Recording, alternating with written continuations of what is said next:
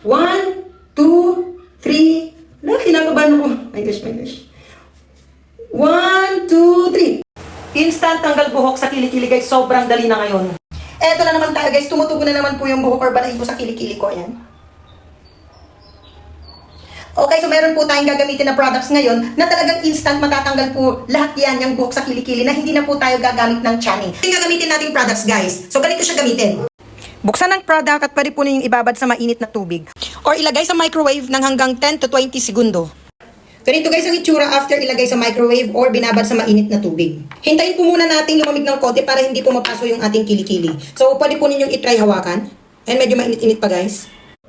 So ito guys, gawin na natin ha. So punasan muna natin yung kilikili after maligo. Ayan. Lagyan natin ng powder. Kahit anong powder pwede. Ilagay na natin ngayon itong products na to.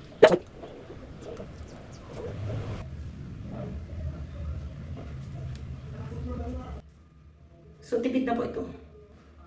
Ilalagay na po natin itong strip at itong strip guys ay recyclable. Dahil pagkatapos po natin gamitin, ibababad lang po natin sa tubig para magamit po natin ulit. Okay guys, so ngayon hilain na natin to ha. Dapat pag hinila natin, taas, pababa at mabilisan. Okay? So medyo may mararamdaman kang konting masakit lang kasi nga binubunot yung lahat ng balahibo ng minsanan. Okay, so ito na. 1, 2, 3. Wala, kinakabahan ako. My gosh, my gosh. 1, 2, 3. Ayan. Okay, so ganyan tsura niya guys. So after, lagyan natin ng sunflower. Ayan, para mas lalong lumambot. Ayan guys, so kung makikita nyo, wala ng balahibo. So hindi mo pa ito pwedeng basain. Pwede natin punasan ng wet tissue. So ayan, may natanggal na may brown-brown pa dahil dun sa product is color brown. Ito na guys yung resulta, ayan. Minsan ang hinila lang guys, natanggal lahat ng balahibo.